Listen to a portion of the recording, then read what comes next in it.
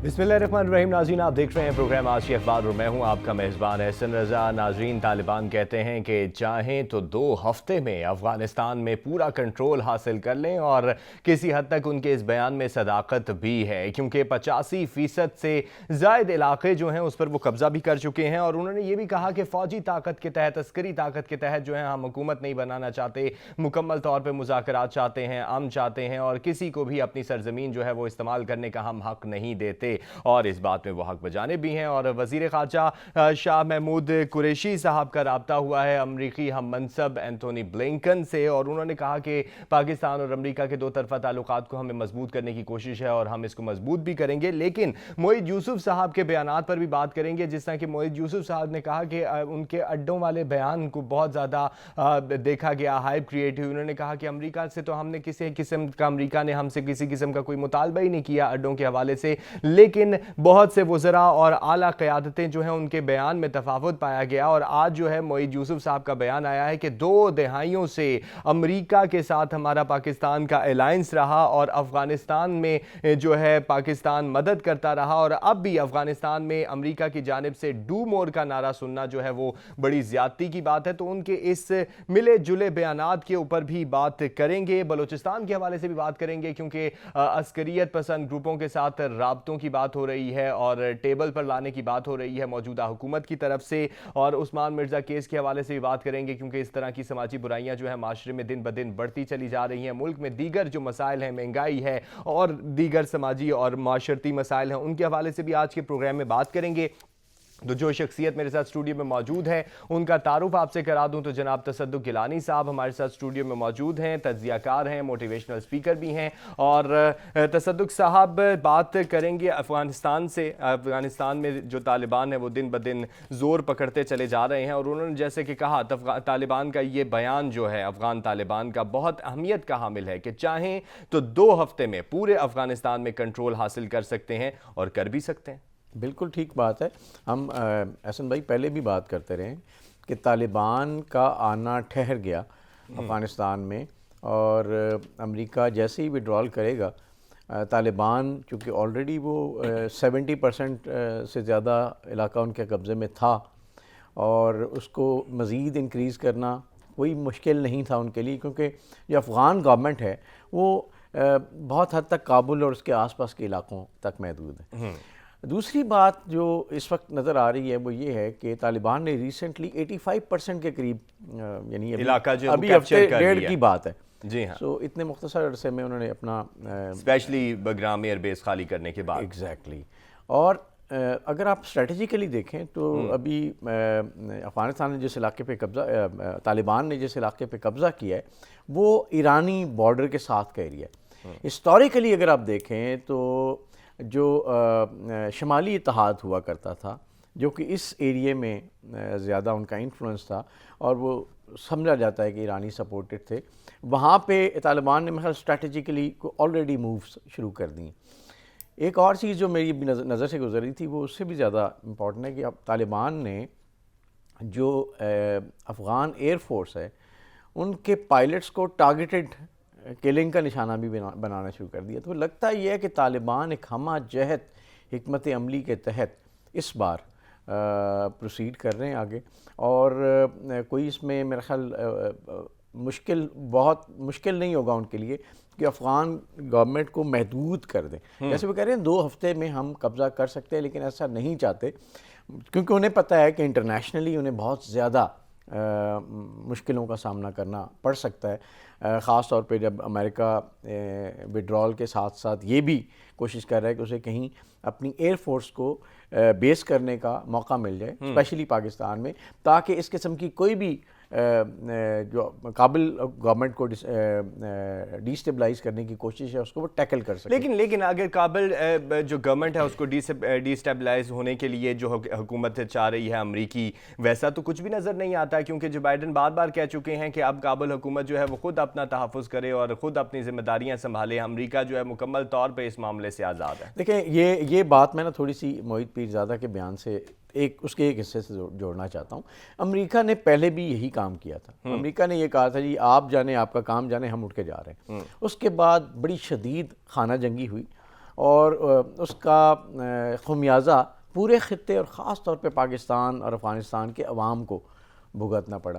تو امریکہ ابھی بھی یہی جو آپ بات کر رہے ہیں، جو بیان ہے وزیر خارجہ کا، وہ بھی آلموسٹ یہی بات کر رہے ہیں. دیکھیں آپ یہ کر نہیں سکتے کہ آپ اتنے سالوں سے ایک نظام کو استعمال کرتے ہوئے، اس کے اوپر قبضہ کرتے ہوئے آپ اچانک وڈرال کریں اور کہیں جی اب آپ جانے آپ کا کام ہے. افغان گورنمنٹ کوئی اتنی زیادہ پاورفل نہیں ہے، نہ پہلے تھی نہ اب. جب وہ وہاں پر موجود تھے تب بھی وہ پاورفل نہیں تھی، اور اب وہ وہاں سے جا رہے ہیں تب بھی وہ پاورفل نہیں ہے. اور اشرف غنی صاحب کو جو ہے گورنمنٹ کے لالے پڑے ہوئے ہیں، اور وہ حامد کرزئی صاحب سے جو ان کے پیشرو ہیں ان سے ملاقاتیں بھی کر رہے ہیں، اور وہ دیکھنا چاہ رہے ہیں کہ کس طریقے سے ہم رٹ قائم کریں، لیکن وہ ملاقات کو اتنی مؤثر ثابت نہیں ہوئی. دیکھیں بات یہ ہے کہ اس وقت جب امریکہ وڈرا کرے گا نا، تو یہ سچویشن ہوگی جب ہر بندہ یہ کوشش کرے گا کہ وہ اپنے آپ کو کس طرح سے پاورفل ثابت کرے. پاور گیم کا حصہ ہے. اب پاور گیم میں یہ نہیں ہو سکتا کہ پاور شیئرنگ بہت زیادہ. دیکھیں ابھی ہم جو ساری دنیا بات کری وہ یہ ہے کہ کسی طریقے سے پاور شیئرنگ ہو جائے، لیکن یہ کیسے ممکن ہے کہ 85% علاقے پہ قبضہ کرنے والے لوگ وہ باقی علاقے 15% کے لوگوں کے ساتھ پاور شیئرنگ کریں. ہاں یہ ہو سکتا ہے کہ وہ کوئی ایسے کمپرومائزز گوئنگ فارورڈ ہوں. اب اس کے لیے طالبان کی حکمت عملی بڑی شاندار نظر آتی ہے کہ اگر آپ پاورفل ہیں اور پھر لوگ آپ کے آ کے مذاکرات کرتے ہیں تو آپ ان کو اپنی مرضی کے مطابق تھوڑا بہت پاور شیئرنگ کر کے اور اسٹیبلائز کر سکتے ہیں. اب دیکھنا یہ ہوگا کہ افغان طالبان اس موڈ میں ہیں کہ نہیں ہیں کہ وہ پاور شیئر کریں یا نہیں کریں، کیونکہ جو افغان حکومت ہے وہ تو صرف کابل تک محدود ہو کے رہ گئی ہے، اور اب طالبان جو ہیں وہ کابل کی طرف بھی پیش قدمی کر رہے ہیں. بالکل. اور اس دفعہ آپ دیکھیں پہلی دفعہ ایسا ہوا ہے کہ انڈیا اور ایران نے بھی طالبان کے ساتھ مذاکرات کرنے شروع کیے یا ان کے ساتھ رابطوں کی کوشش کی سیریسلی. اس سے پہلے ایسا نہیں تھا. پچھلا جو 90s کا دور تھا دیگر ممالک بھی جو ہیں وہ طالبان کے ساتھ مذاکرات کی بات کر رہے ہیں. یہاں پر بریک لیں گے ناظرین، بریک پر جا رہے ہیں، واپس آئیں گے تو افغان مسئلے کے حوالے سے ہی بات کریں گے. وزیر خارجہ شاہ محمود قریشی کی اپنے امریکی ہم منصب سے ٹیلی فونک رابطہ ہوا ہے تو اس کے اوپر بات کریں گے. ہمارے ساتھ رہی گا. ویلکم بیک جی. بات ہو رہی تھی افغان مسئلے کے حوالے سے. طالبان کہتے ہیں کہ 2 ہفتے کے اندر اندر کنٹرول حاصل کر دیں گے. ادھر وزیر خارجہ شاہ محمود قریشی صاحب کا بھی اپنے ہم منصب امریکی ہم منصب اینتونی بلنکن سے رابطہ ہوا ہے. تو تصدق صاحب، اینتونی بلنکن سے رابطہ بھی ہوا، 2 طرفہ تعلقات کی مضبوطی کی بات بھی ہوئی. کیا دیکھ رہے ہیں کہ پاکستان کا کردار اس ساری سچویشن میں کیا رہے گا، کیونکہ بہت زیادہ اہمیت کا حامل ہے. ادھر سے امریکہ کا بھی زور ہے، ادھر سے یہ افغان حکومت جو ہے وہ بھی یہ بیان دیتی ہوئی نظر آ رہی ہے کہ پاکستان طالبان کے خلاف ہماری مدد کرے. جی ہاں. دیکھیں امریکہ جب بھی وڈرا کرتا ہے تو اس کو اپنے مفادات کے تحفظ کے لیے پاکستان کی ضرورت پڑتی ہے کہ جو ان کے ایسیٹس ہیں یا جو ان کے وہاں پہ مفادات ہیں ان کو اب یقینی بنانے کے لیے، ان کی اپنی فوج تو ہے نہیں تو اب پاکستان اس کی ہیلپ کرے. یہی آپ دیکھ رہے ہیں افغان گورنمنٹ بھی یہی کہہ رہی ہے، which is not that easy. Definitely اگر افغان طالبان افغانستان کا کنٹرول سنبھال لیتے ہیں تو اس کے بعد آپ ظاہر پاکستان کے ان کے ساتھ ایک الائنمنٹ ہے اور رہنی چاہیے انشاءاللہ.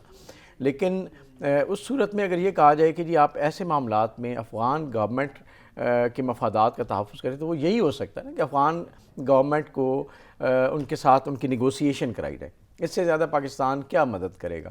اور نیگوسیشن میں کوئی پاور شیئرنگ کا فارمولہ طے ہو جائے جس میں افغان گورنمنٹ کا کنٹرول بہتر رہے اور طالبان ان کے ساتھ مل کے کام کریں. اور اس معاملے میں تو ایران بھی بہت زیادہ پیش رفت دکھا رہا ہے. جیسے پاکستان کی جانب سے بھی ایران کے کردار کو سراہا گیا، جیسے ٹیبل وہاں پر ہوا اور تہران میں میٹنگ ہوئی، مذاکرات ہوئے طالبان اور افغان حکومت کے درمیان جو ہے معاملات سیٹ کرانے کی کوشش کی گئی. تو مذاکرات جو ہے وہ واحد اور بہترین حل رہے گا. لیکن دیکھیں نا پریکٹیکلی یہ ممکن نظر نہیں آتا کہ آپ افغانستان کی گورنمنٹ وہ افغان جو موجودہ گورنمنٹ ہے انہی کے ہاتھوں میں رہنے دیں اور 90% پلس علاقہ جو ہے وہ افغان طالبان کے ہاتھ میں رہے اور آپ کہیں جی حکومت ہماری رہے. تو یہ پریکٹیکلی پاسبل نہیں ہے. اب اس کو کس طرح سے پولیٹیکلی یہ لوگ لے کے چلتے ہیں، اس میں امریکہ بھی شامل ہے، اس میں ایران بھی شامل ہے، اس میں پاکستان کی بھی کوشش ہوگی کہ کم سے کم خانہ جنگی اور معاملات اس نہج پہ نہ پہنچے جو 90s میں پہنچے تھے. تو میرا خیال ہے جو ممکن صورتحال نظر آتی ہے وہ یہی ہے کہ کسی طرح سے افغان طالبان ایک ماڈرن پرسیپشن اپنی دنیا کو دیں اور ان میں ایڈجسٹ کریں جو ادر پارٹس ہیں ان کو اپنی گورنمنٹ میں. یہ ممکن نہیں ہے کہ دوسری گورنمنٹ رہے اور افغان طالبان ان کے ساتھ کام کریں. مجھے لگتا ہے یہ کہ افغان طالبان ڈومینیٹلی گورنمنٹ میں آئیں اور باقی لوگوں کو وہ ایڈجسٹ کریں, تو یہ تو ممکن ہے.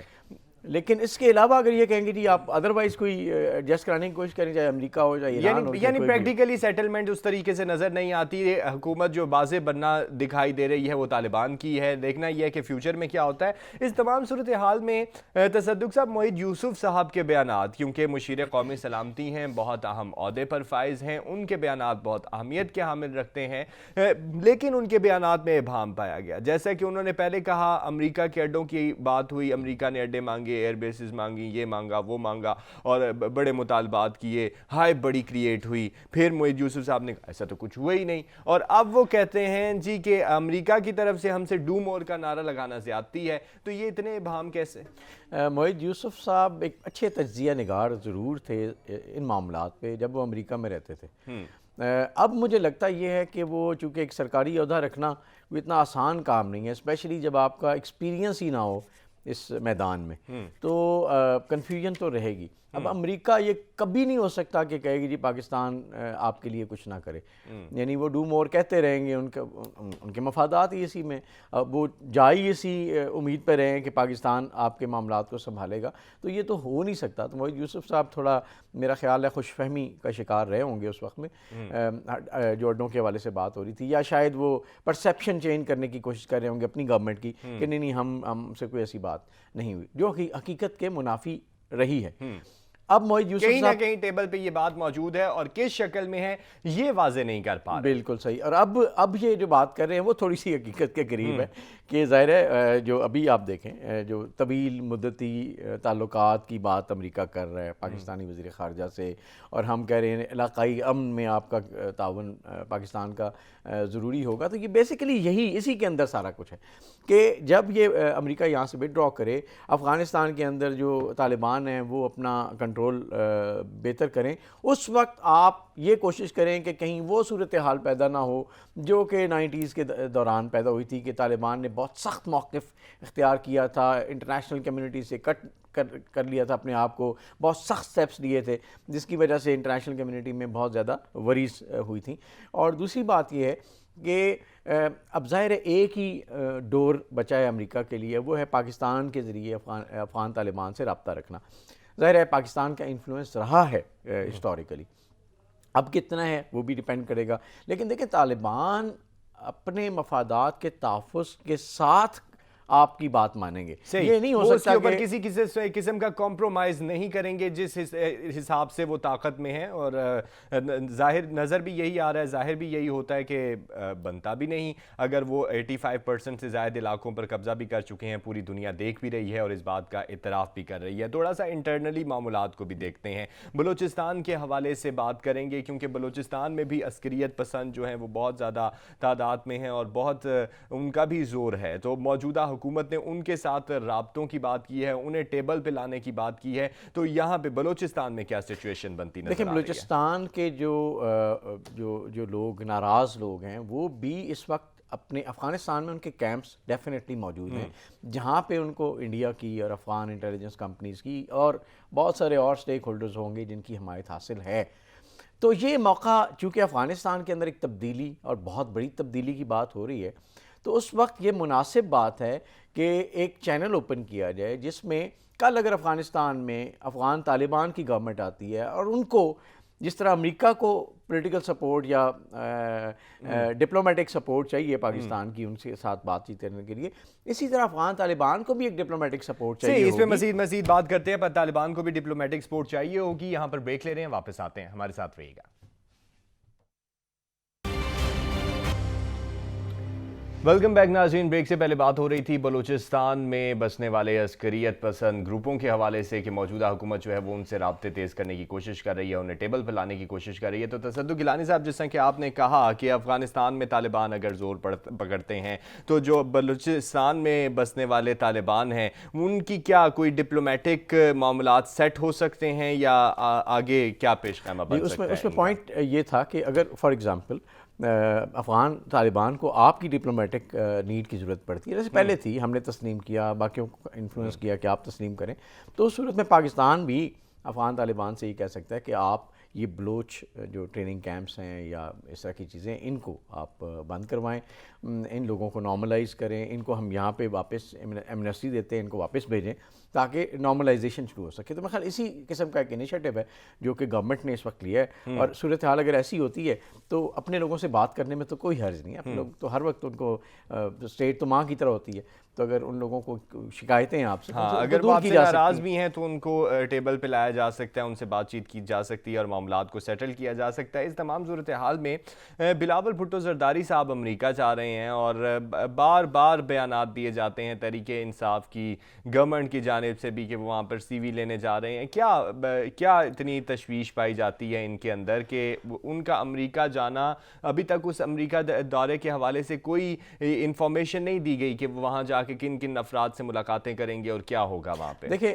جس طرح بینظیر بھٹو پاکستان آنے سے پہلے مشرف صاحب کے دور میں انہوں نے امریکہ میں بہت زیادہ لوگوں سے ملاقاتیں کی تھیں, ایشورنسز دلائی تھیں کہ وہ افغانستان کے حوالے سے کیا پالیسی اختیار کریں گے کہ امریکہ کے مفاد میں ہوگی. میرا خیال ہے اسی طرح کا ایک گمان ہے کہ بلاول وہاں جا کے وہاں کے تھنک ٹینکس سے اور ہو سکتا ہے کہ جونیئر افسران سے ملاقات کریں اور ان کو بتائیں کہ افغانستان میں ہم آپ کو کس طرح ہیلپ آؤٹ کر سکتے ہیں.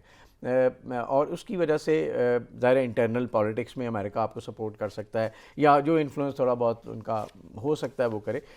لیکن میرا خیال ہے بلاول کا دورہ اس ٹائمنگ کے حوالے سے بہت زیادہ امپورٹنٹ ہو سکتا ہے, اور جو تشویش پائی جاتی ہے عمران خان اور گورنمنٹ کے کیمپس میں وہ جائز ہے, کیونکہ ظاہر ہے خیال کیا جاتا ہے کہ عمران خان صاحب کو سپورٹ حاصل ہے انٹرنلی, تو بلاول صاحب بھی ایک سپورٹ شاید وہاں سے حاصل کرنے کی کوشش کریں, اور فیوچر میں اگر وہ اقتدار میں آنا چاہتے ہیں اور افغانستان کے حوالے سے کوئی امریکن انٹرسٹ کو سیکیور کرنے میں ہیلپ کر سکتے ہیں تو شاید بات کسی حد تک بن جائے. تو لیٹس سی معاملات کس طرف جاتے ہیں, لیٹس سی کہ معاملات کس طرف جاتے ہیں, کیونکہ ابھی تک کوئی چیز واضح نہیں ہے کہ وہ وہاں سے جا کر کس سے ملاقات کریں گے. اب جب وہ کس سے ملاقات کریں گے تو ہی واضح ہو سکے گا کہ کیا معاملہ ہونے جا رہا ہے. بات کریں گے کشمیر الیکشن کے حوالے سے بھی, کیونکہ کشمیر الیکشن میں تینوں پارٹیز کا بہت زیادہ سٹیک ہے اور تینوں پارٹیز بہت زیادہ ایفرٹس بھی کرتی نظر آ رہی ہیں, لیکن ایک دوسرے کے اوپر تنقید بھی کر رہی ہیں. نون لیگ اور پاکستان پیپلز پارٹی کا کہیں الائنس تھا پی ڈی ایم کے حوالے سے, وہ بھی اب بکھر چکا ہے اور وہ ایک دوسرے کے اوپر بہت شد و مت سے تنقید کی جا رہی ہے. اس میں پاکستان تحریک انصاف کا کتنا فائدہ دیکھ رہے ہیں, کیونکہ شیخ رشید کہتے ہیں کہ کشمیر میں حکومت تحریک انصاف کی بنے گی. جی بالکل, ٹریڈیشنلی تو یہی رہا ہے. جیسے جی بی میں آپ نے دیکھا کہ جو گورنمنٹ پاکستان میں ہوتی ہے اسی کی سپورٹڈ گورنمنٹ کشمیر میں آپ کو عام طور پہ نظر آتی ہے. صحیح. تو ابھی آپ اگر آن گراؤنڈ سچویشن دیکھیں تو بہت سارے لوگ پی ٹی آئی میں امیدوار شامل ہوئے ہیں, وہ پیپلز پارٹی سے بھی ہوئے ہیں, وہ نون لیگ سے بھی کسی حد تک ہوئے ہیں. تو اس کی وجہ سے ایک پولیٹیکل گراؤنڈ ایسا بن رہا ہے کہ جس میں شاید ایک بہت زیادہ اکثریت نہ بھی ہو لیکن ایک مارجنل اکثریت کے ساتھ ہو سکتا ہے P T I government secure کرنے میں کامیاب ہو جائے اور نون لیگ جو اس وقت گورنمنٹ میں ہے وہ اپنی سیٹوں کو نہ بچا سکے.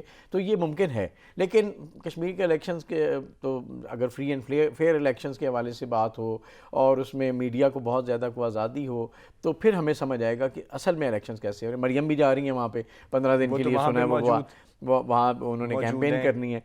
شہباز شریف صاحب بھی جائیں گے, بلاول کی بجائے وہاں پہ آصفہ بھٹو جائیں گی.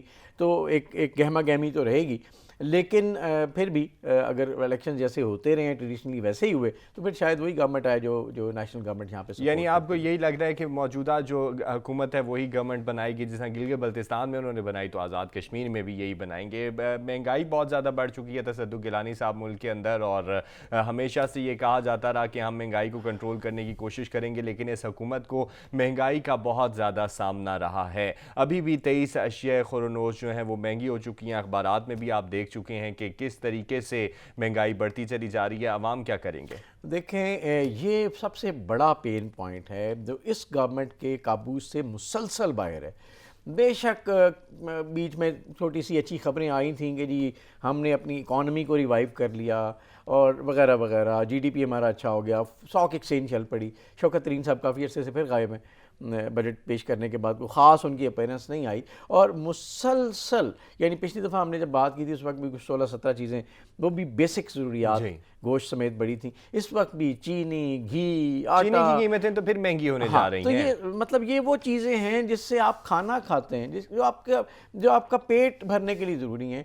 तो पता नहीं, मुझे ये समझ नहीं आती कि क्या बाकी सेक्टर्स ख़त्म हो गए, क्योंकि कि मेन आपने खबर यहीं से यही है महंगाई कि आम आदमी के लिए करनी? 400 अरब से ज़ायद चीनी की मद में निकाल लिए गए आवाम की जेबों में से, और कहीं पे कोई रेट है, कहीं 110 है, कहीं 115 है। ये अखबार की जीनत है जी खबर। जी बिल्कुल ऐसा ही है। और हमने जैसे कहा था जीएसटी बढ़ा लिया गवर्नमेंट है चीनी पे, और फिर हम किस तरह कहेंगे जी ये सस्ती होगी। उसके अलावा बहुत सारी और चीज़ें जिस पे अभी भी जो मैन्युफैक्चरर है वो ये कह रहा है कि यार आप टैक्स कम करें ताकि कीमतें कम हो। तो अल्टीमेटली लगता ये है कि हुकूमत को कोई और ज़रिया टैक्स का नहीं मिल रहा, जैसे शौकत तरीन साहब ने कहा था, और वो अल्टीमेटली मेरे और आपकी जेबों पे जो थोड़े बहुत उन्होंने नज़र रखी हुई है, नज़र रखी हुई कि यहाँ से और निकाल उन्होंने यही सोचा कि हम जो है इस तरीके से जो है अपना IMF के जो हमने मालूमात उनके साथ चलाए हुए तो उसको काबू करने की कोशिश करेंगे और आवाम की जेबों से हम पैसे निकालने में कामयाब लेंगे। लेकिन ये फार्मूला कहीं पे कामयाब होता नजर नहीं आ रहा, बल्कि ये खतरा ही साबित होगा। जी, उनके लिए नहीं, उनको तो कामयाब नजर आएगा, उनको तो कामयाब नजर आएगा टारगेट। लेकिन देखें, आप अपनी पॉपुलैरिटी लूज करते हैं, आप वो फंडामेंटल